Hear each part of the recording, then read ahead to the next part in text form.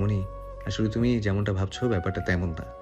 ছেলের বাড়ির সকলেই মিমকে আগেই দেখেছে, আর আমাদের বাড়ির পক্ষ থেকে চাচ্চু, আব্বু, কাকামুনি, তানভীর, আমি সহ সকল পুরুষেরাই দীর্ঘদিন যাবৎ ছেলে এবং ছেলের পরিবারকে চিনি এবং জানি। তোমরা নিশ্চিন্তে থাকো।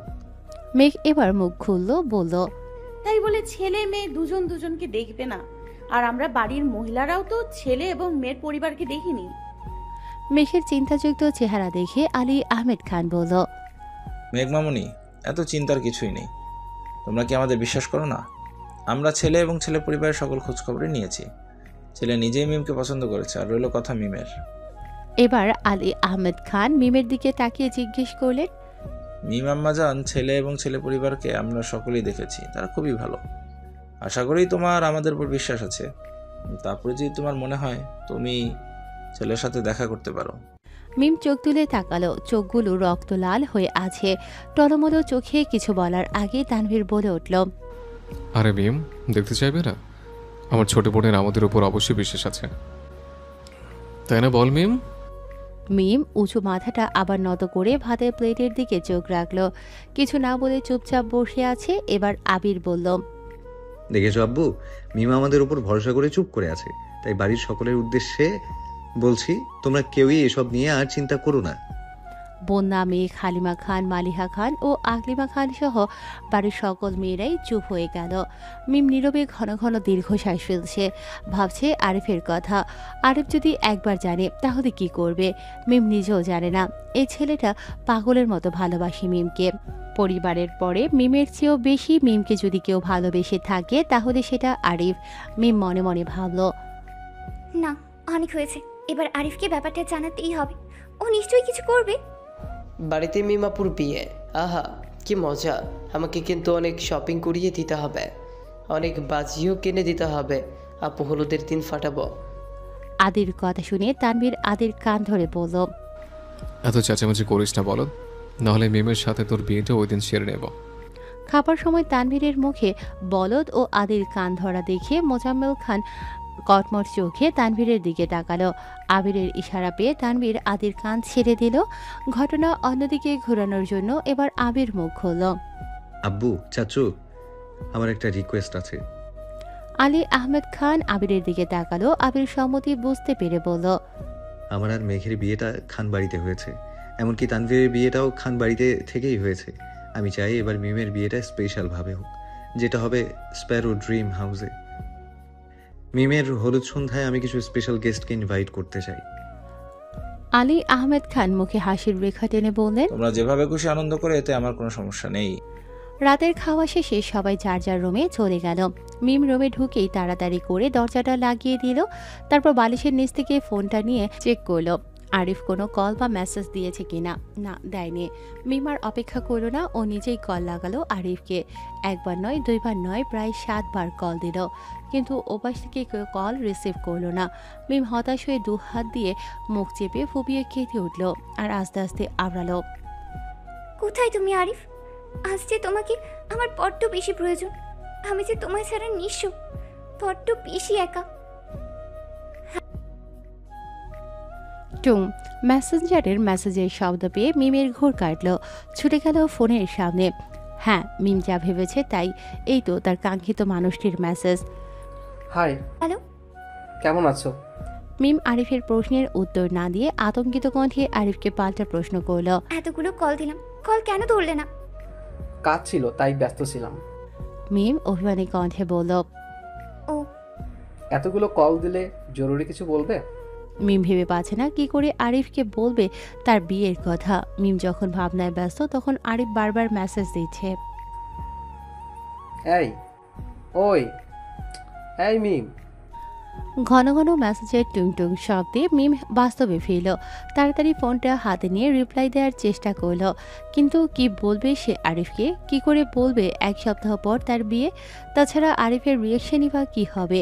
মিম কাঁপা কাঁপা হাতে মেসেজ লেখা শুরু করলো, আরিফ, তোমার কথা অনুযায়ী আমি আব্বু আম্মুকে তোমার কথা জানিয়েছিলাম, তারা আমাদের সম্পর্কটা মানতে নারাজ। মেসেজটি সেন্ড হওয়ার সাথে সাথে ওপাশ থেকে রিপ্লাই মেসেজ আসলো, কি বলেছে মামামণি? দুপুরে আব্বু আম্মুকে জানিয়েছিলাম, আম্মু শুনেই আমাকে একটা চড় মেরেছে।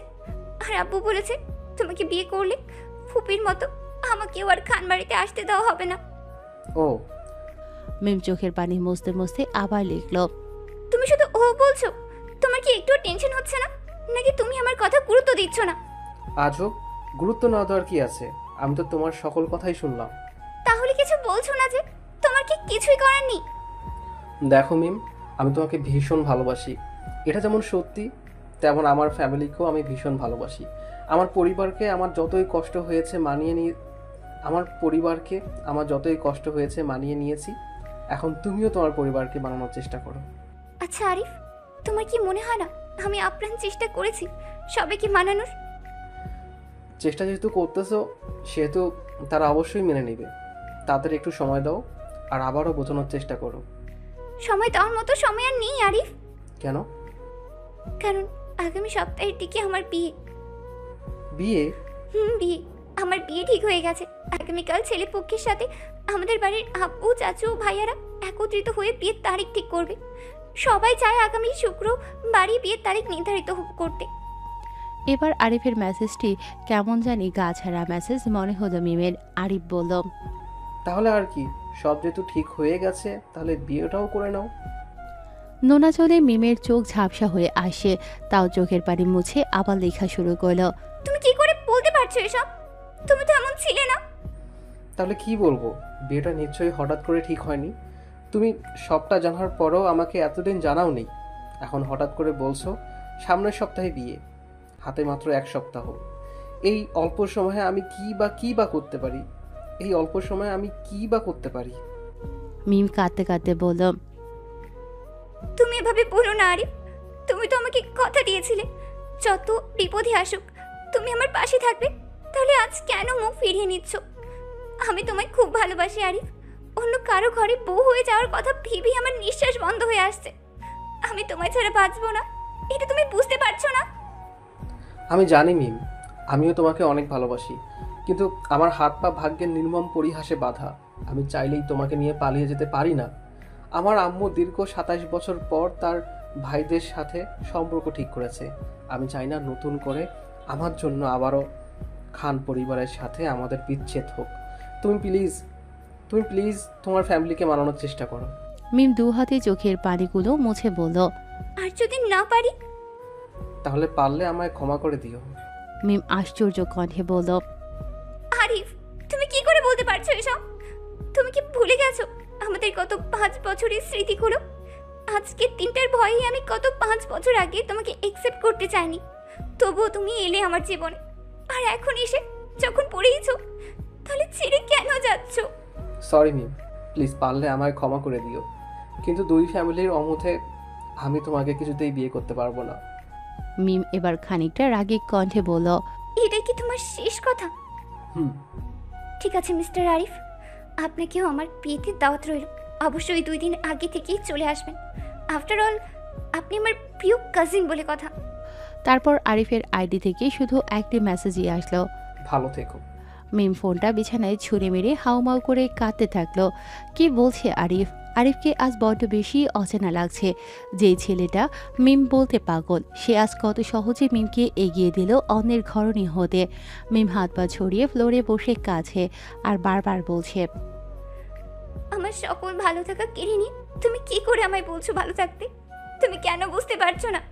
আমার সকল ভালো থাকা তুমি কি করে এত নিষ্ঠুর হতে পারলে? বেঈমান তুমি, আর বেঈমান তোমার ভালোবাসা।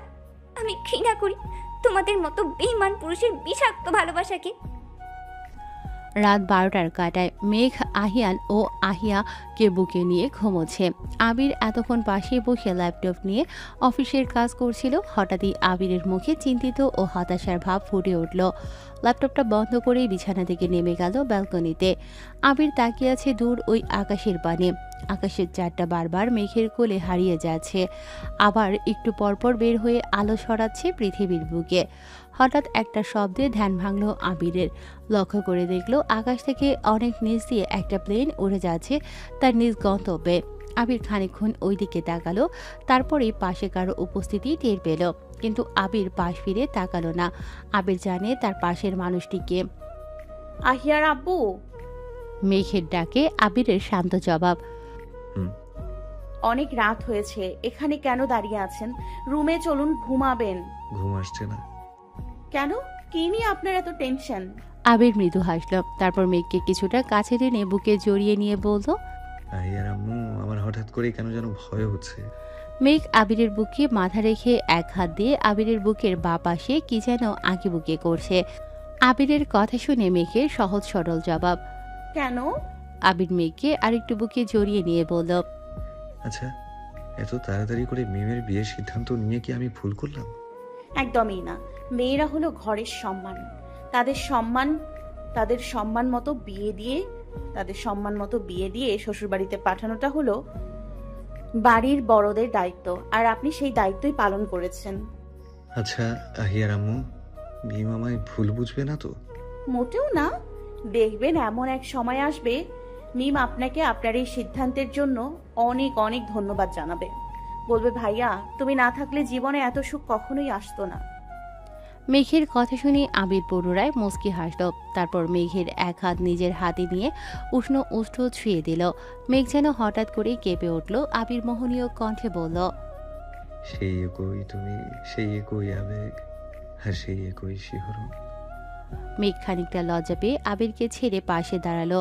আবির মেঘের দিকে ফিরে কিছুটা মেঘের মুখের উপর ঝুঁকল, তারপর আবার চাঁদের মানে তাকিয়ে মেঘের দিকে ফিরে নিশাতুর কণ্ঠে বলা শুরু করলো। চাঁদের মতো তুমি নির্জনেও আলো, যেখানে যাই কাদম্বিনী তুমি পাশে চলো। তুমি নেই তো রাত ঝাপসা, আকাশ ফাঁকা, তুমি এলে রাতটা যেন প্রেমে ভরা ঢাকা। এই পৃথিবীর চাঁদ হোক শত আলোয় ভরা, তোমার মুখশ্রী ছাড়া তা লাগে সারা শূন্য ধরা। তাই বলি বারবার, চাঁদ নয় কাদম্বিনী তুমি, তোমার নিচেই রচি হৃদয় আকাশের ভূমি। মেঘ লজ্জায় ব্যালকনি থেকে চলে যেতে চাইল, কিন্তু আবির কি একা পেয়ে নিজের বউকে যেতে দেওয়ার পাত্র? মুহূর্তে মেঘের ওড়না টেনে ধরল। মেঘ গলার কাছে ওড়নাটা খামচে ধরে দাঁড়িয়ে আছে। ইস, কি লজ্জা!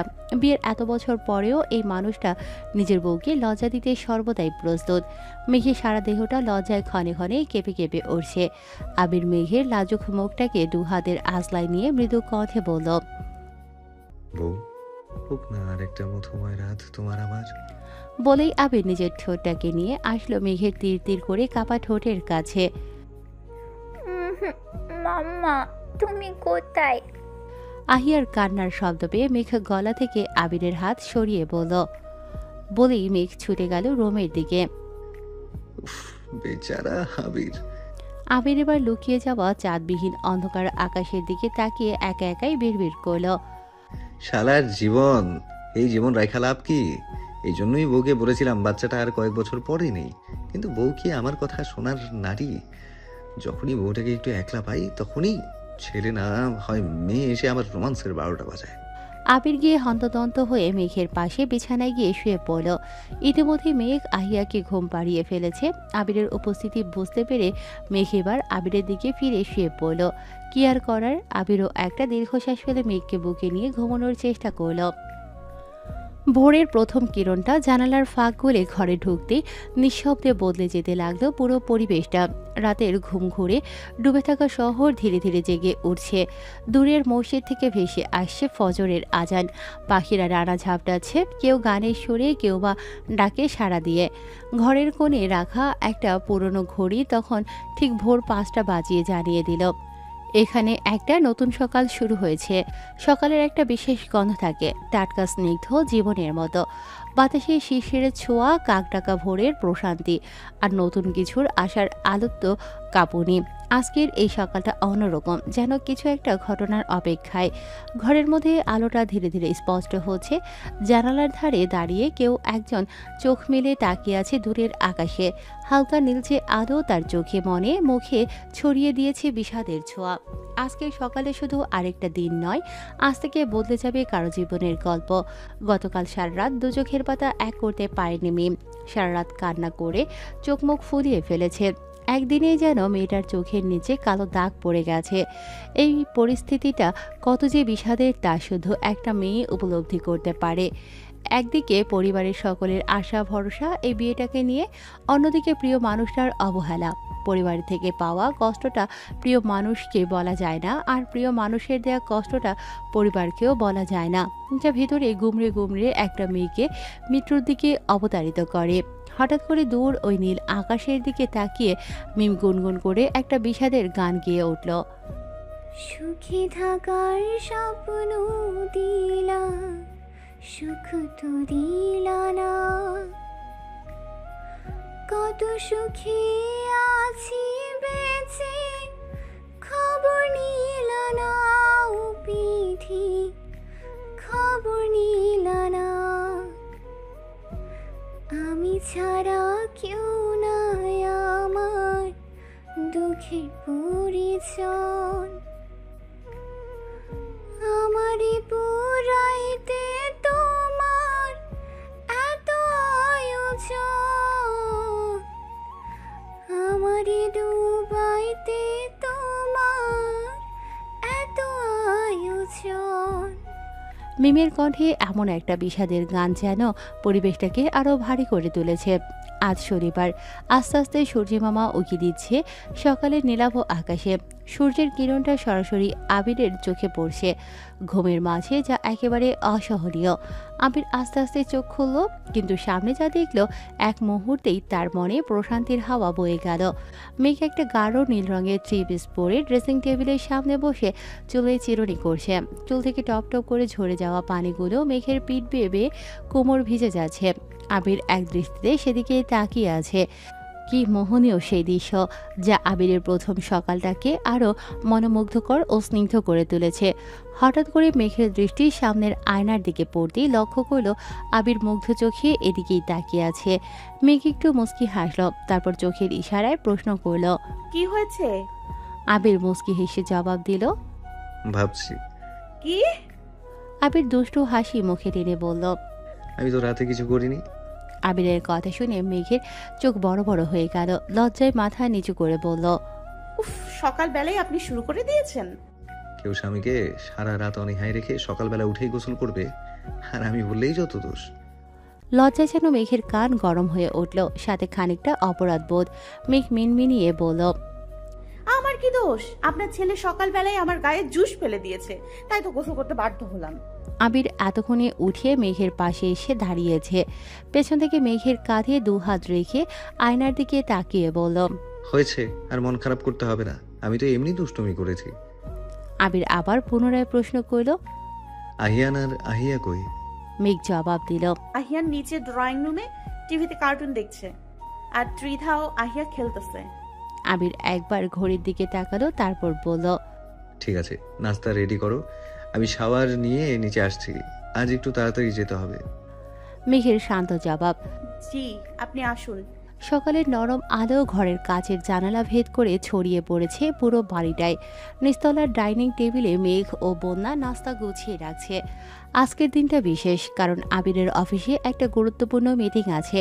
মেঘ সকাল থেকে সবকিছু নিখুঁত রাখার চেষ্টা করছে। আবিরের শার্টে যেন কোনো ভাঁজ না থাকে, টাইটা ঠিকভাবে গোজা হয়, আর প্রিয় কফির মগে যেন কড়া কফির গন্ধ থাকে। ঠিক তখনই সিঁড়ির দিক থেকে ধীরে ধীরে ভেসে এলো আবিরের জুতার শব্দ। মেঘ একটু পেছন ফিরে তাকাতেই চোখ আটকে গেল। আবির নামছে সিঁড়ি বেয়ে। আজ যেন একদম রাজপুত্রের মতো লাগছে ওকে। ধবধবে সাদা রঙের শার্টে গলা পর্যন্ত বোতাম আটা, গায়ে হালকা নীল রঙের ব্লেজার, হাতে কালো রিচ ওয়াচ, চোখে কালো সানগ্লাস, আর চোখে মনোযোগী আত্মবিশ্বাসী এক ঝলক। চুলগুলো পরিপাটি করে সেট করা, আর ক্লিন শেভ, মুখে যেন একটা অদ্ভুত সৌন্দর্যের দীপ্তি। সকালের রোদে তার গায়ের গাত্রবর্ণ যেন আরো উজ্জ্বল হয়ে উঠেছে। চোখে সেই পরিচিত গভীর ভাবটা, যেটা মেঘকে বারবার না চাইতো তার দিকে টেনে নিয়ে যায়। মেঘের হাতের চামচ থেমে যায়, চোখটা স্থির হয়ে যায় আবিরের মুখে। সেই হাঁটাটা, সেই উপস্থিতি, সব যেন কেউ প্রতি মুহূর্তে নতুন করে প্রেমে ফেলে দেয়। আবির নিচে নেমে এসে এক ঝলক তাকায় মেঘের দিকে। ঠোঁটের সামান্য এক চিলতে হাসি ফিসফিসিয়ে বলল, কি হলো, এমন করে তাকিয়ে আছো কেন? মেঘ যেন হঠাৎ বাস্তবে ফিরে আসে, লজ্জায় গাল লাল হয়ে যায়। আস্তে আস্তে বলল, আই কিছু না, আজ একটু বেশি হ্যান্ডসাম লাগছে, মনে হচ্ছে সেই পুরনো আপনি। আবির হাসলো। আবিরকে দেখে আজ মেঘের পুরনো স্মৃতিগুলো মনে পড়ে যাচ্ছে, সাথে পুরনো সেই চির পরিচিত গান। আরে ভাইয়া, তোমাকে তো আজকে অনেক হ্যান্ডসাম লাগছে। তানভীরের কণ্ঠে ধ্যান ভঙ্গ হলো মেঘের। তাকিয়ে দেখলো আবির গিয়ে তার চেয়ারে বসে পড়েছে। আলী আহমেদ খান হাসি হাসি মুখ নিয়ে বলল, দেখতে হবে না ছেলেটাকার, আমি একসময় তো হ্যান্ডসাম ছিলাম। আলী আহমেদ খানের কথা শুনে ড্রয়িং রুমে যেন হাসির ঝর্ণা বইছে। আলী আহমেদ খান আবার পুনরায় বললেন, আবির, আজকের মিটিংয়ের প্রস্তুতি কেমন? আবির খেতে খেতে জবাব দিল, আলহামদুলিল্লাহ ভালো, আপনি কোনো টেনশন করবেন না। ওদের কথার মাঝখানে মোজাম্মেল খান বলল, আরে ভাইজান, আপনি চিন্তা করবেন না, আমার মেয়ের জামাইকে দেখেই ক্লায়েন্ট ডিল ফাইনাল করে ফেলবে।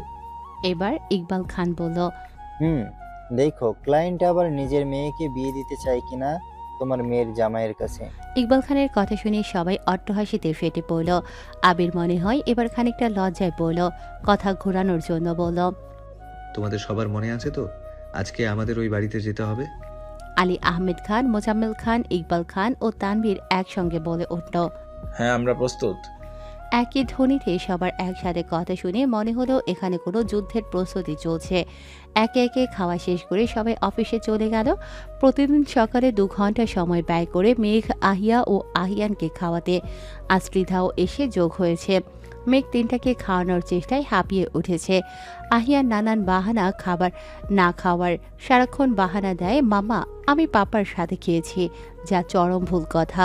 প্রতিদিন সকালে অফিস যাওয়ার আগে সবাই যখন ডাইনিং টেবিলে খেতে যায় তখন একে একে হাজির হয় আহিয়ান, আহিয়া ও ত্রিধা। ওরা খেতে পারুক আর না পারুক, ওদের একটাই উদ্দেশ্য নিজেদের চেয়ারগুলোতে বসে পাপা, দাদু ও নানুদের সাথে গল্প করা। সময় চলছে সময়ের গতিতে। দেখতে দেখতে দিন পেরিয়ে বিকেল হয়ে আসলো। মিম সকালে নাস্তা খায়নি, অনেক ডাকার পর দুপুরে এসে দুপুরের খাবার খেয়েছে। মিমের মনে একটাই প্রশ্ন, গতকাল সারা রাত না ঘুমানোর দরুন মিম খাওয়ার পর দুপুরে রুমে গিয়ে ঘুমিয়ে পড়ল। হঠাৎ কিছু চিৎকার চেঁচামেচির শব্দে মিমের ঘুম ভেঙে গেল। উপর থেকে নিচতলার কথা যতটুকু শোনা যাচ্ছে মিম বুঝতে পারল আবির আর তানভীর চলে এসেছে। কি হয়েছে বোঝার জন্য মিম আস্তে আস্তে নিচে যাওয়ার প্রস্তুতি নিল, কিন্তু একটা কথা শুনে সিঁড়ির উপরেই থমকে গেল মিম। আম্মু, সবাইকে মিষ্টি খাও, আগামী 4 জুলাই মিমের বিয়ে। মালিহা খান অবাক কণ্ঠে বলল, 4 জুলাই মানে তো আগামী শুক্রবার, আর আজকে শনিবার, তার মানে হাতে বেশি সময় নেই। আবির খুশি মনে হাসতে হাসতে সকলের উদ্দেশ্যে বলল, জি, আগামী শুক্রবার। তোমরা সবাই প্রস্তুতি নাও, আমরা আগামীকাল বিকেলেই স্প্যারো ড্রিম হাউসে চলে যাব, পরে সেখানে বিয়ের সকল আয়োজন করা হবে। রবিবার সকাল খানবাড়ির ড্রয়িং রুমে যেন উৎসবের রং ছড়িয়ে আছে। চারিদিকে ব্যস্ততা, রঙিন শাড়ির ঝলক, প্যাকেট গোছানোর হুড়োহুড়ি আর বাড়ির কর্তীদের রন্ধন ঘিরে করা নির্দেশনা। সবাই বেশ আনন্দিত, কারণ বাড়ির ছোট মেয়ে মিমের বিয়ে ঠিক হয়েছে। শুধু একজন মানুষের মনেই আজ ঝড়, সে মিম নিজেই। মিম দোতলার সিঁড়ির এক কোণে দাঁড়িয়ে দাঁড়িয়ে ব্যাগ গোছানো দেখছে, তেমন কিছু বোঝে না, হাসিও না, চোখের কোণে পানি লুকিয়ে রাখার চেষ্টা করছে বারবার। মিমের মা আকলিমা খান এগিয়ে এসে বললেন, মা, মন খারাপ করিস না, তোর নতুন জীবন শুরু হতে যাচ্ছে। কত মেয়ে এই দিনটার স্বপ্ন দেখে। মিম কষ্ট চেপে মুখে একটুখানি হাসি আনার চেষ্টা করল, কিন্তু ভেতরটা যেন কেউ চেপে ধরে আছে, কারণ সে জানে এই বিয়ে তার জীবনে সবচেয়ে বড় ভুল হতে চলেছে। চারপাশে কেউ বুঝতে পারছে না কিছুই। তানভীর, আবির, মেঘ, বন্যা সবাই মজা করছে। আহিয়া ও ত্রিধা সুটকেসের উপর চড়ে বসে আছে। আহিয়ান দাঁড়িয়ে আছে পাশে। বাচ্চারা তো ড্রিম হাউসের কথা শুনে উত্তেজনায় কাঁপছে। আবির হাসতে হাসতে বলল, এই যে আহিয়ান, তুমি আহিয়া ও ত্রিধাকে সুটকেসের ওপর উঠতে দিলা কেন? ওদের দেখে মনে হচ্ছে ওরাই ড্রিম হাউসের বরকনে। সবার হাসাহাসির মাঝে মিম চুপচাপ সিঁড়ি দিয়ে নিচে নামছে। একটা বাচ্চাও যেন খেয়াল করে না তার মুখের বিষণ্ণতা, কেউ কল্পনাও করে না তার চোখের পেছনে লুকিয়ে থাকা আরিফের মুখ। আরিফ, যার সাথে 5 বছর প্রেম, যার কথা শুধু মিমের মা আর বাবা জানে, আর আজ তার বাবা মা মিমকে এই অন্য বিয়েতে রাজি করিয়েছে। সময় বদলে দেয় অনেক কিছু, মিম বারবার শুনেছে, কিন্তু তার ভালোবাসা কি সময়ের কাছে হেরে যাবে? দুপুরের আগে খানবাড়ির 4টে গাড়ি একে একে ঢুকে পড়ল স্পেরো ড্রিম হাউসে।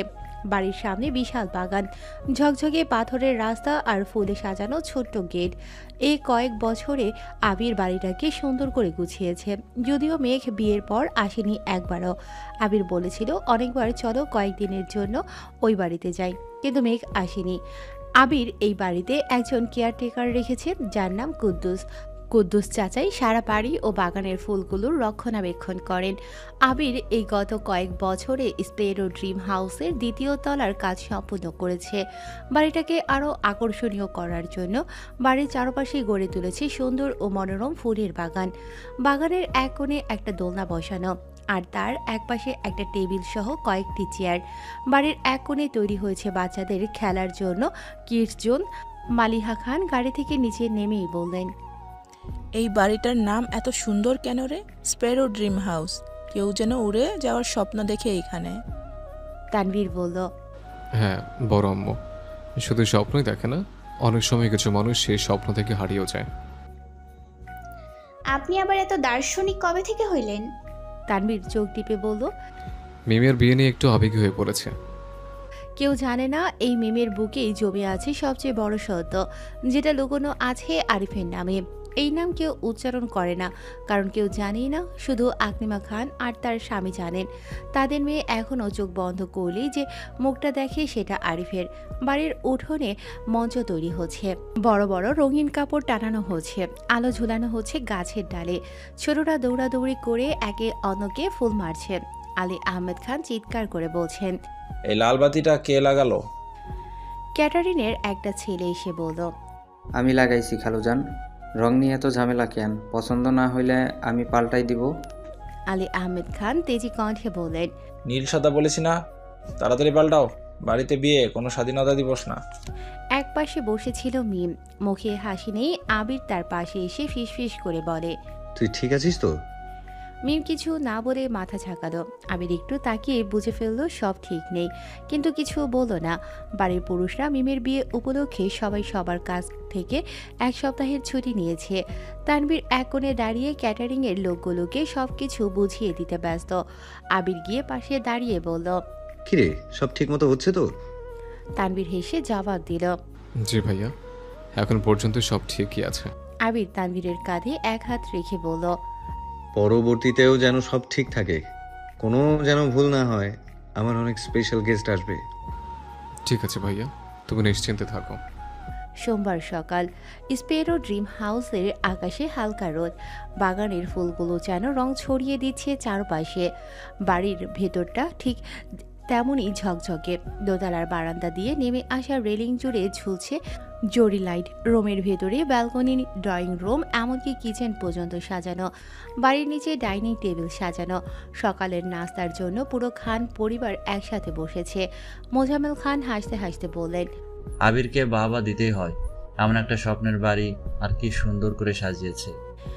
ইকবাল খান মজা করে বললেন, এই ড্রিম হাউস তো সত্যি ড্রিমই হয়ে গেছে। আর সবচেয়ে বড় কথা, এটা আবির উপহার দিয়েছে আমাদের মেঘকে। আলী আহমেদ খান একটু গম্ভীর মুখে বললেন, এই যুগে কত ছেলে তো মেয়েদের কিছু না দিয়ে সংসার করার, দেখো আমার আবির। তানভীর চা খেতে খেতে আবিরের কানের সামনে ফিসফিসিয়ে বলে উঠল, আহা, কি রোম্যান্স। মেঘ নিচু মুখে চুপচাপ হাসলো, তারপর একটু লজ্জা পেয়ে আবিরের দিকে তাকালো। মেঘ চোখ ঘুরিয়ে এবার বলল, এই বাড়ি আমি এতদিনে একবারও আসিনি। এখন এসে মনে হচ্ছে কতটা ভালোবাসা রেখে গেছে এখানে। আবির হালকা গলায় বলল, তুমি আসবা বলেই সাজিয়েছিলাম, জানতাম একদিন তো আসতেই হবে। এই আনন্দের মধ্যে একটা মুখ একদম স্তব্ধ। মিম চুপচাপ একটা চেয়ারে বসে খাচ্ছিল, মুখে কোনো কথা নেই, চোখে কোনো আগ্রহ নেই। ওর মনের মধ্যে শুধু একটাই প্রশ্ন ঘুরপাক খাচ্ছে, এই বাড়ির চারপাশ এত আনন্দে ভরা, তাহলে আমার বুক এত ভারী কেন? পাশের চেয়ার থেকে বন্যা মিমের উদ্দেশ্যে বলল, তোমাকে আর কিছু দেব? কিন্তু মিম হয়তো অন্যমনস্কতার কারণে তা শুনতে পায়নি।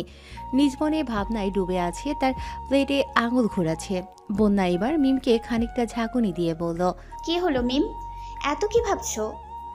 এবার বন্যার কথায় মিমের ধ্যান ভঙ্গ হলো, জবাব দিল, কই কিছু না তো। বেলা 11টার দিকে কলিং বেল বাজলো। কুদ্দুস চাচা এসে জানালো, একজন আপা এসেছে, সঙ্গে আরও 2 জন। এই কথা শুনেই কিচেন থেকে বের হয়ে এলো বাড়ির 3 কর্তি। দরজা খুলতেই ঢুকলেন মাহমুদা খান, সাদা সবুজ শাড়ি, গলায় সোনার হার, তার সঙ্গে আইরিন আর জান্নাত। তাদের মুখে এক ধরনের রংচং উচ্ছ্বাস, যেন আত্মীয় হিসেবে তারা খুব আনন্দের সাথে বিয়েতে অংশ নিয়েছে। কারো মুখে কোনো দ্বিধা নেই, আবার কারো চোখে কোনো সংকোচন নেই। মাহমুদা খান বললেন, আমাদের ছোট্ট আদরের মেয়েটার বিয়ে, হঠাৎ করে যেন মেয়েটা অনেক বড় হয়ে গেল। মালিহা খান হাসলেন। মাহমুদা খান পুনরায় বললেন, ভাবি, এতদিন আরিফের মুখে আবিরের তৈরি করা স্প্যারো ড্রিম হাউসের শুধু গল্পই শুনেছি, আজ বাস্তবে এসে সব দেখে মন ভরে গেল। মাহমুদা খানের কথা শুনে মালিহা খান পুনরায় হেসে জবাব দিলেন, হ্যাঁ, ছেলেটা একা একাই নিজ উদ্যোগে এই বাড়িটা করেছে। বহুবার শুনেছি এই বাড়িটার কথা, কিন্তু কখনো ভাবিনি আমার ছেলেটা একা হাতেই এত সুন্দর করে সবকিছু গুছিয়ে করতে পারবে। জান্নাত বলল, বড় মামি, এই বাড়িটা দেখে তো আমি অবাক। হঠাৎ করে এত সুন্দর করে সাজানো, পুরো ছবির মতো। মিম পাশে বসে চুপচাপ সবার আনন্দ দেখছে। আইরিন বলে উঠল, অবশেষে আমাদেরও দেখার সুযোগ হলো, তাও আবার মিমের বিয়ের জন্য। মিম ঠোঁট কামড়ে হাসার ভান করলো, গলা দিয়ে শুধু একটাই শব্দ বের হলো, তারপর মনে মনে ভাবল, বাকি সবাই না হয় কিচ্ছু জানে না, কিন্তু তুই কি করে এতটা পাল্টে গেলি আইরি? আমি ভেবেছিলাম প্রথমে তোকে দেখি তুই মনে হয় আরিফের কোনো মেসেজ নিয়ে আসবি আমার কাছে, কিন্তু আমি ভুলছিলাম। কিছুক্ষণ পর একে একে স্পেরো ড্রিম হাউস থেকে বেরিয়ে পড়ল খানবাড়ির 3টি গাড়ি। গন্তব্য বসুন্ধরা শপিং কমপ্লেক্স। গাড়ির ভিতর সবাই মজা করছে। জান্নাত, আইরিন, মেঘ ও বন্যা হাসতে হাসতে বলছে কার কোন রং পছন্দ। জান্নাত বলল, এই বিয়েতে শাড়ির কালেকশন এমন হবে যে ফটো সেশনেরই ট্রেন্ডিং হয়ে যাবে। আইরিন বলল, আর গহনার কথা বলতে গেলে মিমের জন্য একটা গোল্ড প্লেটের সেট আমি নিজেই সিলেক্ট করব। এই কথা শুনে সবাই হাসতে থাকলো। মিম একপাশে চুপ। এত কথা, এত আনন্দ, তবুও তার ভেতর যেন বালুর মতো জমে আছে এক অস্থিরতা। শাড়ির দোকানে গিয়ে সবাই ব্যস্ত হয়ে পড়ে পছন্দ করতে। রঙিন বেনারসি, সিল্ক, কাতান, কাচের কাজ সব সাজিয়ে রাখা। আইরিন একটা শাড়ি তুলে বলল, এটা তো একদিন মিমের জন্যই তৈরি। মাহমুদা খান বললেন, মিম, বল দেখি কোনটা নিবি? মিম একটা শাড়ির দিকে তাকিয়ে বলল, যেটা তোমরা দেবে সেটাই ভালো। এই কথার মধ্যে আনন্দ ছিল না, ছিল শুধু একরাশ পরাজয়। শাড়ির দোকান, আনন্দের ঝলক। সব মেয়েরাই শাড়ির দোকানে ঢুকেছে। মালিহা খান একটা স্কাই ব্লু রঙের বেনারসি তুলে বললেন, এইটা বউ পরবে রিসেপশনে, হালকা জড়ি, ভারী চওড়া পার। হালিমা খান বললেন, এটার সাথে গহনা কোনটা যাবে তাই তো বুঝছি না। আকলিমা খান বললেন, সোনালি গলাবন্ধ চেন সেট। আইরিন বলল, জানেন জান্নাত ভাবি যখন বিয়ে করছিল ঠিক এই রকমই একটা শাড়ি পরেছিল। জান্নাত হেসে বলে, সম্পূর্ণ এরকম না, কিছুটা ডিফারেন্স আছে। সবাই হাসিতে মেতে উঠল। শুধু এক কোনায় বসে রইল মিম। তার হাতে শাড়ি নেই, মুখে কোনো বাস বিচার নেই, চোখে শুধু বিষাদের ছায়া। মিম জানে এই শপিং ব্যস্ততা তার জন্য, এ বিয়ের সাজ সব তার জন্য, তবুও তার চোখে আনন্দ নেই। মেয়েরা শাড়ির দোকান থেকে মিম সহ সকলের জন্য অনেকগুলো শাড়ি নিল। শাড়ির দোকান থেকে বের হওয়ার পরেই কারো চোখ জামার দোকানে, কারো নজরে জুতোর সেলফে। হালিমা খান মালিহা খানের উদ্দেশ্যে বললেন, আপা, আগে একটা সেলাই দোকান দেখি। আমি না আমার শাড়িটা একটু কাটিয়ে নিতে চাই। মালিহা খান হাসতে হাসতে বললেন, সেলাই কি শপিং এর আগে করিস নাকি পরে? আগে পুরো শপিং শেষ কর। তানভীর, বন্যা ও ত্রিধাকে নিয়ে সোজা চলে গেল কিডস সেকশনে। তানভীর বলল, ও যে কিডস সেকশন, মেয়ের জন্য যা যা পছন্দ হয় নাও। তানভীরের পুরো কথা শেষ হওয়ার আগে ত্রিধা ছুটে গেল সেদিকে। বন্যা হেসে বলল, এই মেয়ে এত ছোট, তাও ব্র্যান্ড দেখে দেখে জামা ধরতেছে দেখেন। তানভীর দুষ্টুমির সুরে বলল, দেখতে হবে না মেয়েটা কার। নিজের জন্য সবসময় বেস্টটাই চয়েস করি আমি, বহু বছর আগে যেমন চয়েস করেছিলাম তোমাকে। বন্যা একটু লাজুক হাসলো। আহিয়ান আর আহিয়া তো দৌড়াদৌড়ি করতে ব্যস্ত। আবির একদিকে দাঁড়িয়ে শুধু বলল, বাচ্চারা শপিং মলে আসা মানেই যেন ওদের নতুন থ্রিলার মুভি শুরু। মেঘ হালকা হাসলো। আবির বলল, তুমি কিছু দেখছো না? মেঘ মাথা নাড়ল। দেখছি। আপনি আমায় পছন্দ করতে সাহায্য করুন না প্লিজ। আবির মুস্কি হেসে বলল, চলো ঠিক আছে, ওইদিকেই যাই। আদি মোবাইলে ভিডিও করতে ব্যস্ত হঠাৎ বলল, মিমাপুর বিয়ের শপিং তো আমি আপলোড করব, ভিউজ চাই। আকর্ষণীয় হাসি ছড়ালো চারপাশে। সবাই যার যার মতো ব্যস্ত, কিন্তু মাঝে মাঝে চোখ চলে যায় মিমের দিকে। মেঘ লক্ষ্য করছিল মিম কোনো দোকানে ঢুকছে না, কাউকে কিছু বলছেও না, শুধু হেঁটে হেঁটে যাচ্ছিল। কখনো কোনো পোশাকের দিকে তাকায়, আবার চোখ ফিরিয়ে নেয়। একটা বুটিক দোকানের সামনে এসে দাঁড়িয়ে শুধু তাকিয়ে রইল। গ্লাসের ওপারে একটা লাল রঙের কাতান ঝুলে আছে। মেঘ পেছন থেকে এসে বলল, পছন্দ হয়েছে বুঝি? মিম ঘাড় নাড়ালো। না, শুধু দেখছিলাম। মেঘ তার হাত চেপে ধরল। অনেক কিছু বলতে চাইল, কিন্তু এ সময় বলার ছিল না কিছুই, শুধু বলল, চোখে এত কষ্ট কেন? মিম মৃদু হেসে জবাব দিল, কই তেমন কিছু না। সন্ধ্যার আগে খান পরিবার শপিং শেষ করে ফিরে এলো স্পেরো ড্রিম হাউসে। গাড়ি থেকে নেমে মনে হচ্ছিল যেন কেউ মালবাহী ট্রাক নামাচ্ছে। শপিং ব্যাগ, গয়নার প্যাকেট, বাচ্চাদের খেলনা, জুতার বাক্স, শাড়ির প্যাকেট, সব মিলিয়ে একেবারে বিশৃঙ্খল এক পরিবেশ। হালিমা খান হাঁপাতে হাঁপাতে বললেন, শপিং করতে করতে আমার পায়ের হাড়গুলো আলাদা হয়ে গেছে। কেউ ব্যাগ নিচ্ছিস না কেন?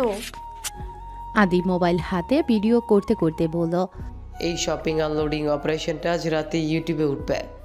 তানভীর হেসে বলল, ভিডিও ছাড়ার আগে সাবস্ক্রাইব বলাটা ভুলবি না। আহিয়ান আর আহিয়া বেগ নিয়ে খেলতে শুরু করেছে। আহিয়ান একটা শাড়ির প্যাকেট ঘাড়ে তুলে বলল। আহিয়া চোখ রাঙিয়ে বলল, না, এটা আমার পুপির বিয়ে, তারই আমি নিব। আবির হাত উঁচু করে বলল, সবার ব্যাগ নিয়ে ঘরে তুল প্লিজ, খাওয়া দাওয়া করতে হবে। তারপর আম্মুর পা ব্যথা করছে। মেঘ তার ব্যাগ হাতে নিয়ে বলল, আহিয়ার আব্বু, আমি ছেলে মেয়েটা নিয়ে ভেতরে যাচ্ছি, আপনি আপনার আর আমারটা নিয়ে আসুন। বন্যা চেহারায় ক্লান্তি এনে বলল, তাও ভালো, আমি তো নিজেরটার সাথে ত্রিধার জন্য কেনা 3টা ব্যাগ নিয়েছি। এখন ত্রিধা সব খুলে দেখতে চাইতেছে। ত্রিধা তখন এক ব্যাগ খুলে একটা ছোট্ট জুতা বের করে বলল, এইটা এখনই পরবো। মাহমুদা খান নিজের শাড়ির ব্যাগ গুনে দেখছিলেন। সব ঠিক আছে তো? আমার একটা শাড়ি কম মনে হচ্ছে না? জান্নাত বলল, মা, আপনি তো 2 বার একই শাড়ি কিনেছেন, এটা বুঝতেই ভুল করেছেন। সবাই হেসে উঠল।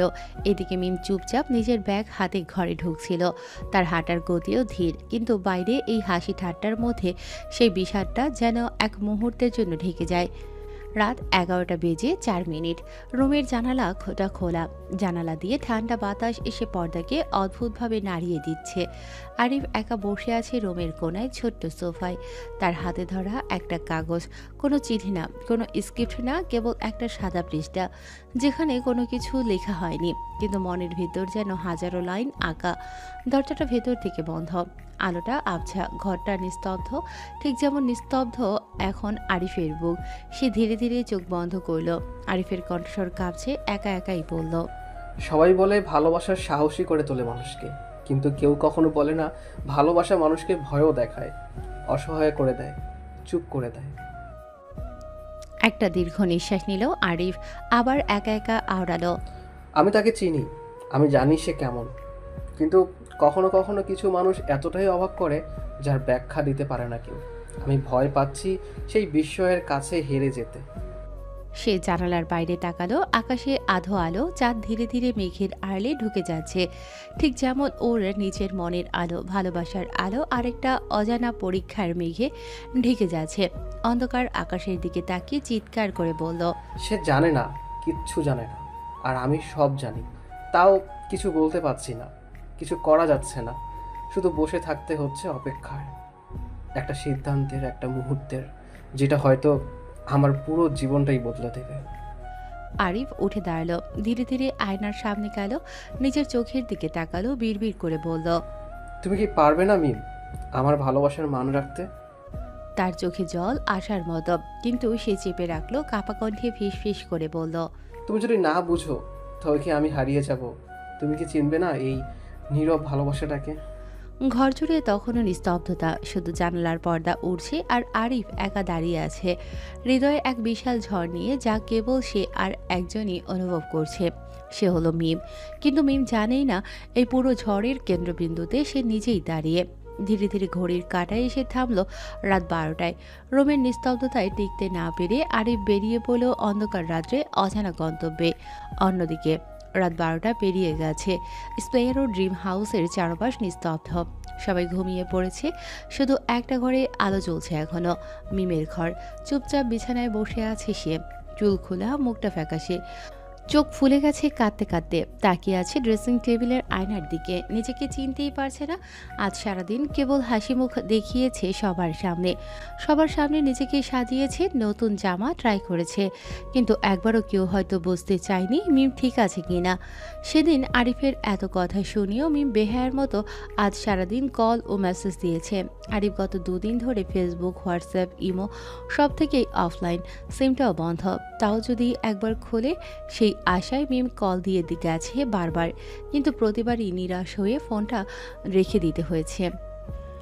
মিম ধীরে ধীরে বিছানায় গিয়ে শুয়ে পড়ল, তার সিল্কি কালো চুলগুলো আজ অযত্নে ছড়িয়ে পড়ে আছে সরাসরি বিছানা থেকে ফ্লোরে, চোখ তার ঘূর্ণায়মান বিদ্যুতিক পাখার দিকে, হৃদয় ভাঙার যন্ত্রণায় আজ সে কাতর। হঠাৎ করে মিম বিড়বিড় করে বলল, মুক্তি চাই, এই ভয়াবহ কষ্ট থেকে আমি মুক্তি চাই।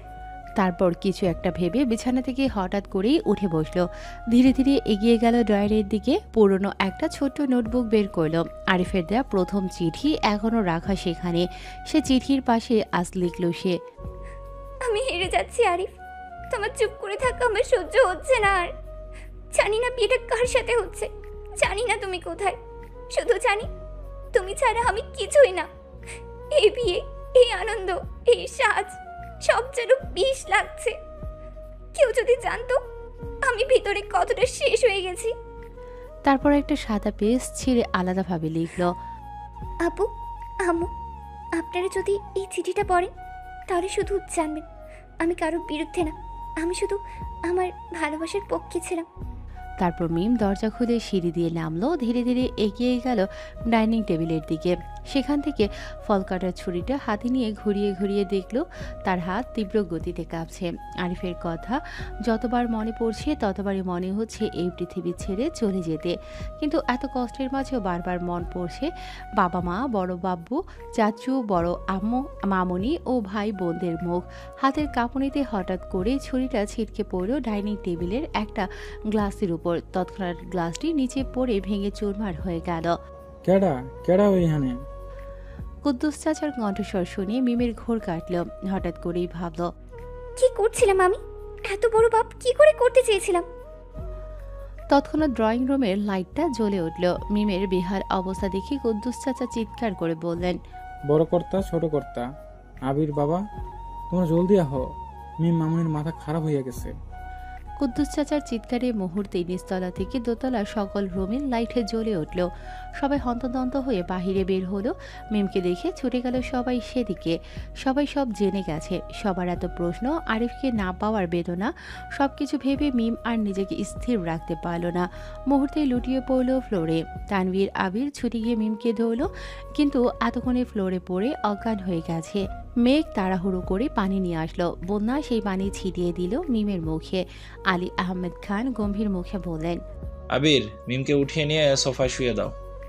আবির মিমের দিকে তাকায়, চেহারায় মায়া কিন্তু শান্ত। দীর্ঘ 1 ঘন্টা পর মিম ধীরে ধীরে চোখ খুলল, দেখলো ও সোফায় শুয়ে আছে, পাশেই দাঁড়িয়ে আছে আবির, তানভীর, মেঘ, বন্যা। একটু দূরে পাগলের মতো বসে আছে তার মমতাময়ী মা আকলিমা খান, তাকে ঘিরে বসে আছে মালিহা খান ও হালিমা খান। আরেকটা বড় সোফাতে গম্ভীর মুখ নিয়ে বসে আছে আলী আহমেদ খান ও মোজাম্মেল খান।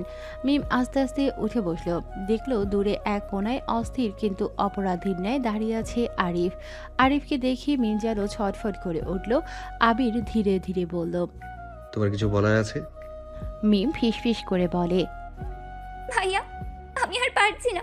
আর আমি আমি আরিফ ছাড়া কাউকে বিয়ে করতে পারবো না। আমি সত্যি ভালোবাসি ওকে। আমি আমি কিচ্ছু করবো না কসম, কিন্তু প্লিজ আমাকে কোথাও পাঠিয়ে দাও না। বলতে বলতে মিমের কণ্ঠ যেন ভেঙে আসে। আবির মিমের মাথায় হাত রাখে, চোখ ভিজে আসে তারও। তারপর বলল, তোমার আর কিছু প্রমাণ করার দরকার নেই মিম। তোমার বিয়েটা যার সাথে ঠিক হয়েছে তার নাম আরিফ।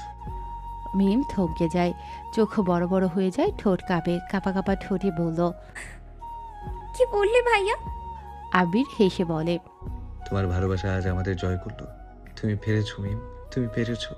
মিম স্তব্ধ হয়ে বসে আছে, চোখ বেয়ে জল গড়িয়ে পড়ছে, কিন্তু এই প্রথম সেই চোখে আনন্দের জল। তারপর মিম প্রশ্নবোধক দৃষ্টিতে তাকালো আবিরের দিকে। আবির বুঝতে পেরে উঠে দাঁড়ালো। মেঘ পাশে এসে দাঁড়িয়ে আবিরের এক হাত ধরে বলল, আহিয়ার আব্বু, এবার তো অন্তত সবটা খুলে বলুন। আপনি আমাদের সবাইকে বলেছেন আপনারা যা করছেন মিমের ভালোর জন্যই করছেন। আপনাদের ভরসায় আমরা বিয়ের প্রস্তুতি নিচ্ছি, কিন্তু এবার সবকিছু জানতে ইচ্ছে হচ্ছে। দয়া করে আমাদের সবকিছু স্পষ্ট করে বলুন। আবির আস্তে ধীরে বলা শুরু করলো। 1 সপ্তাহ আগের ফ্ল্যাশব্যাক। সময় 25শে জুন বিকেল 5টায়। স্থান আলী আহমেদ খানের অফিসের কনফারেন্স রুম। রুমের মধ্যে বসে আছেন 3 কর্তা, আলী আহমেদ খান, মোজাম্মেল খান আর ইকবাল খান। আর তাদের সামনে বসে আছে আবির ও তানভীর। আরেক কোণে দাঁড়িয়ে আছে এক তরুণ, চোখে ভয় তবুও সাহসী। সে হলো আরিফ।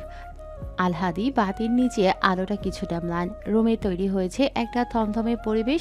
আলী আহমেদ খান ধীর গলায় বললেন, তুমি বলছো তুমি আর মিম 5 বছর ধরে একসাথে আছো? আরিফ মাথা নিচু করে বলল, জি মামা, আমি ওকে ভালোবাসি। আজ না, অনেক দিন ধরে। আমি ওকে হারাতে চাই না। আলী আহমেদ খান মুখ শক্ত করে বললেন, ভালোবাসা অনেকেই দাবি করে, কিন্তু দায়িত্ব নিতে পারা, কষ্টের দিনে পাশে থাকা, চুপ করে থেকে ভালোবাসা বোঝাতে পারা, এসব কি তুমি জানো আরিফ? আরিফ মাথা তুলল, সাহসের সঙ্গে বলল, আমি জানি। আর মিমের মুখে কিছু না শুনেও আমি তার চোখে সেই ভালোবাসার প্রতিদিন দেখেছি। তখনই আবির বলল, আব্বু, আমি বলছি আরিফ সত্যি মিমকে ভালোবাসে। আরিফের হাতে মিমকে তুলে দিলে আমাদের মিম ভালো থাকবে। আলী আহমেদ খান শক্ত কণ্ঠে বললেন, তুমি চুপ থাকো। খান বাড়ির 5 ছেলে মেয়ে, খান বাড়ির 5 রত্ন। এই রত্ন আমি যার তার হাতে তুলে দিতে তো পারি না। আমার 5 রত্নের মধ্যে একজন হলো মেঘ। আর তুমি নিজেই জানো কত কঠিন পরীক্ষার পর আমি তাকে তোমার হাতে তুলে দিয়েছি। আমি সর্বদাই তাদের সুখ নিশ্চিত করতে চাই। আবির থমথমে মুখে ইকবাল খানের দিকে তাকালো। এবার ইকবাল খান মুখ খুললেন, বললেন, দেখ আবির, মেয়েটা আমার হতে পারে, কিন্তু সকল সিদ্ধান্ত নেওয়ার অধিকার ভাইজানের। তাই আমি তার বিরুদ্ধে যেতে পারবো না। ভাইজান যেভাবে চায় সেভাবেই সবকিছু হবে। আবির হতাশ দৃষ্টিতে আলী আহমেদ খানের দিকে তাকিয়ে জিজ্ঞেস করলেন, তাহলে আপনি কি চান আব্বু? দুটো ভালোবাসার মানুষ আলাদা হয়ে যাক? আলী আহমেদ খান বললেন, যদি সত্যি সত্যি দুজন দুজনকে ভালোবাসে তাহলে তারা কখনোই আলাদা হবে না। মিম ছোট মানুষ, হতে পারে এটা তার আবেগ। তাছাড়া আরিফ মিমের যোগ্য কিনা তা নিয়েও আমার মনে প্রশ্ন থেকে যায়।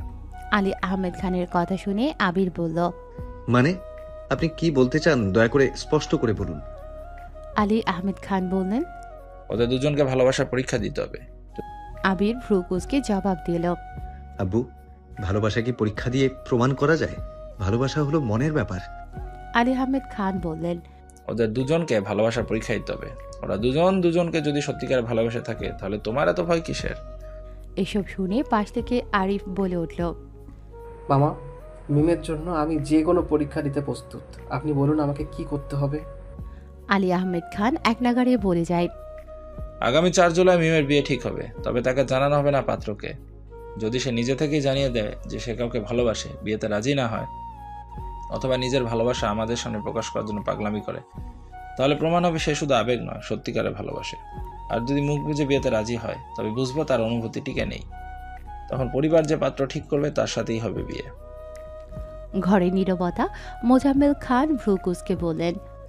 আবির দৃঢ় গলায় বলল, আমি তাকে চিনি চাচ্ছু, সে দুর্বল না, সে রক্তে খান পরিবারের মেয়ে। ভালোবাসা ছিঁড়ে ফেলার মেয়ে না সে।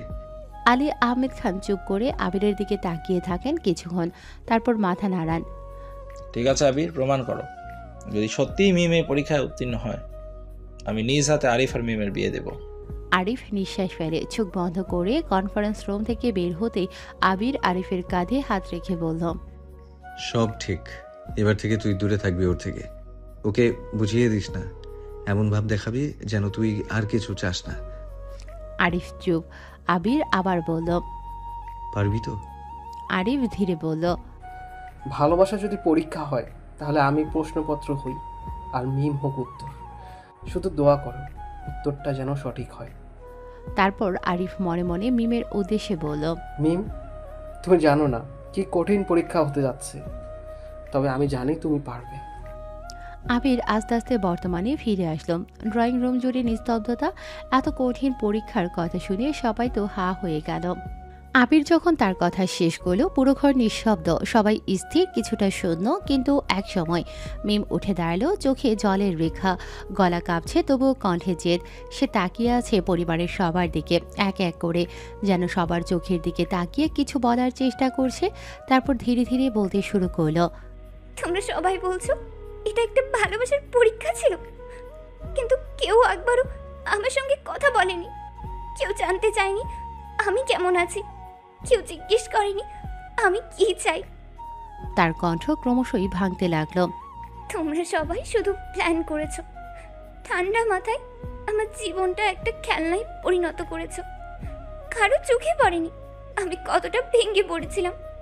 রাতে ঘুম হতো না, দিনের আলো অসহ্য লাগতো, অথচ আমি তো ছিলাম এই বাড়িরই সবারই প্রিয়। তাহলে আমাকে বোঝার কেউ ছিল না কেন? সবাই স্তব্ধ।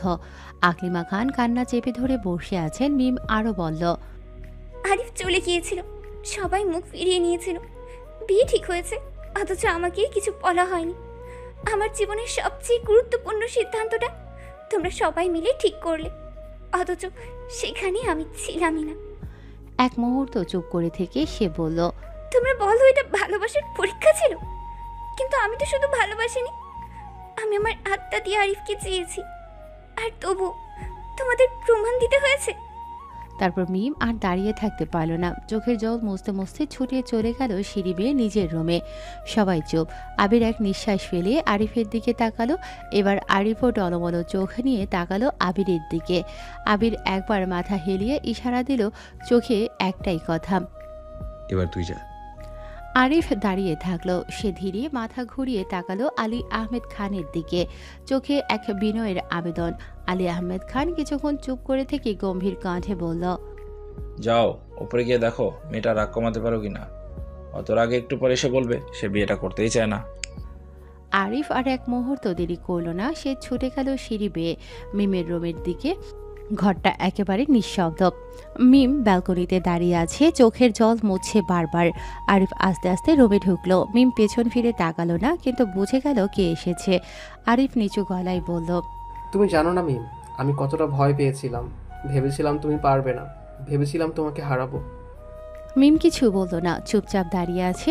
আরিফ কাঁপা কাঁপা হাতে মিমকে পেছন থেকে জড়িয়ে ধরল। আজ তার নিজেকে একজন অপরাধী লাগছে। আরিফের ছোঁয়ায় মিমের রাগ যেন বরফের মতো গলতে শুরু করলো। মিম পেছনে ফিরে আরিফের দিকে নিষ্পলক দৃষ্টিতে তাকালো। তারপর হঠাৎ ঝাঁপিয়ে পড়লো আরিফের বুকে, হাউমাউ করে কেঁদে দিল। আরিফও শক্ত বাহুতে জড়িয়ে নিল তার জান পাখিকে। মিম কাঁপা গলায় বলল, তুমি জানো না কতটা ভেঙে পড়েছিলাম। তোমার সেই চুপ করে থাকা আমার বুকের ভেতরটা ছিঁড়ে দিচ্ছিল। আমি ভাবতাম তুমি চলে গেছো চিরতরে। আরিফ ধীরে ধীরে মিমের কাপা হাতটা ধরল। তুমি জানো আমার কণ্ঠে একটাও শব্দ ছিল না, শব্দ আসলে মিথ্যে হয়ে যেত। আমি চুপ করেছিলাম, তোমার ভালোবাসা যেন নিচেই জবাব দেয়। মিম আবারও শিশুর মতো মুখ গুজে দেয় আরিফের বুকে। তুমি জানো না আমি কত কেঁদেছি, কত রাত বেলকনির কাছে দাঁড়িয়ে ভেবেছি তুমি হঠাৎ এসে বলবে চলো মিম পালাই, কিন্তু কিন্তু তুমি আসোনি, কিছুই বলনি। আরিফ ফিস ফিস করে বলল, আমি বলিনি কারণ আমি চাইনি তুমি পালাও। আমি চেয়েছিলাম তুমি লড়ো, যুদ্ধ করো তোমার ভালোবাসার জন্য। আর তুমি পেরেছো মিম, তুমি জিতে গেছো। তোমার ভালোবাসা হারেনি, আমিও হারাইনি, আমরা জিতেছি। মিম হালকা হেসে বলল, আমরা না, আমাদের ভালোবাসা জিতেছে। আরিফ মিমের কপালে চুমু দিয়ে বলল, আজ থেকে শুধু তুমি আর আমি, কোনো লুকোচুরি নেই, কোনো পরীক্ষা নেই, কোনো চোখে জল নেই, শুধু আমরা আমৃত্যু একসাথে। কোনো আবহাওয়ার সঙ্গীত ছিল না, তবুও ঘরের বাতাস যেন দুলে উঠল এক অদৃশ্য সুরে। এই প্রথম তারা সত্যিকার অর্থেই একসাথে। স্প্যারো ড্রিম হাউসে আজ অদ্ভুত এক আমেজ।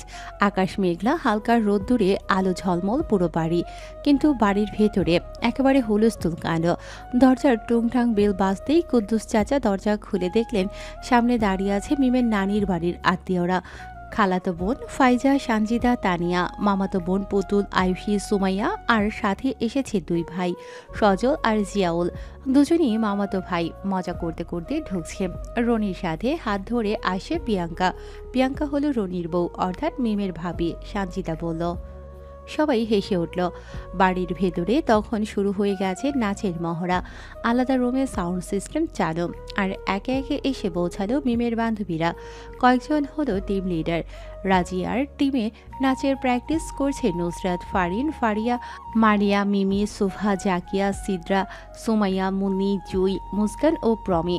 তামান্নার টিমে নাচের প্র্যাকটিস করছে অ্যানি, আঁখি, পিঙ্কি, তৈফা, চাঁদনি, ইমা, রাবেয়া, ফারজানা, নাদিয়া, সাইমা, রুমি ও ঝিলিক।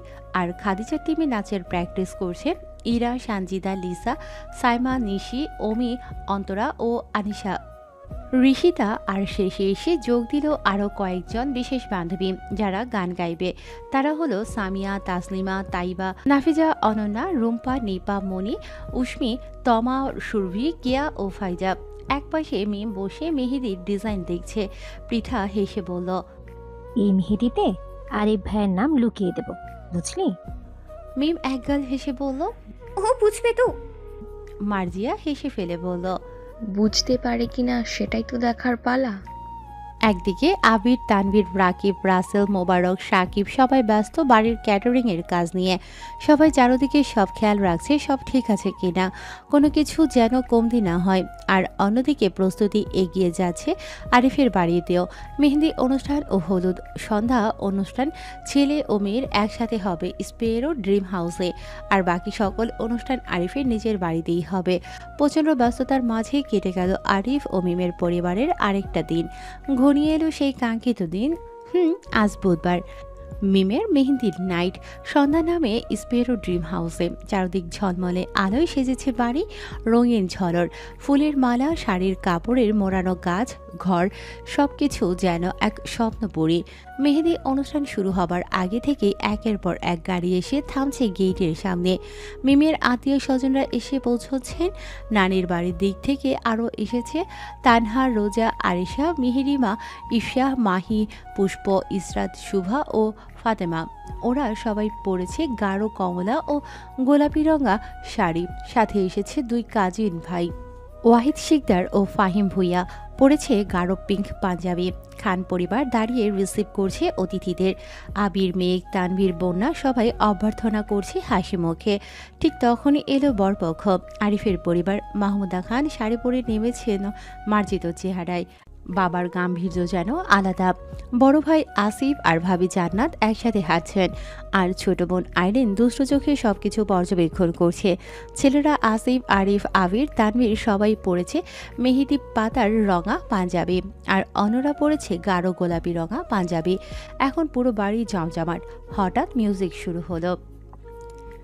স্টেজের একদিকে নাচ করছে মেঘ, বন্যা, আইরিন ও জান্নাত। তাদের পেছনে 5 জন ছেলে ফুলের মালার ছাউনি ধরে রেখেছে। সেই ছাউনির নিচে মিম, গা ভর্তি গাঢ় সবুজ মেহেদি লেহেঙ্গা, মাথায় ফুলের টিকলি, মুখে ঝলমলে হাসি। আরিফ উঠে দাঁড়িয়ে হাত বাড়িয়ে দিল। মিম একটু থেমে চোখ তুলে তাকিয়ে সেই হাতটা ধরল হাসি মুখে। আজ মিমের মুখে ছিল তৃপ্তির হাসি, সম্পূর্ণ ভালোবাসা আর পূর্ণতার ছোঁয়া। লেডিস অ্যান্ড জেন্টলম্যান, শুরু হচ্ছে আজকের মোস্ট ওয়ান্টেড মেহেদি নাইট প্রতিযোগিতা। বলে আইরিন মাইক তুলে নিল। প্রতিযোগিতা মেয়ে বনাম ছেলে পক্ষ। প্রথম স্টেজে উঠল লামিয়া ও জাকিয়া। তাদের স্পার্কলিং পারফরমেন্সে হাততালি পড়ে গেল। তারপর মঞ্চে এলো জাহিদুল ও হাবিব। ছেলেরা যেন রীতিমতো চ্যালেঞ্জ ছুড়ে দিল। এরপর একে একে আরোহী ও নুসরাত তাল মিলিয়ে ঘূর্ণায়মান শাড়ি আর মুখে হাসি পুরো স্টেজ কাঁপিয়ে দিল। ফাহিম ও আব্দুল আহাদ পুরো বাড়ির ছোট বড় সবাই উঠল নিয়েছে। তারপরে হঠাৎ স্টেজে উঠে আসলো আবির ও মেঘ।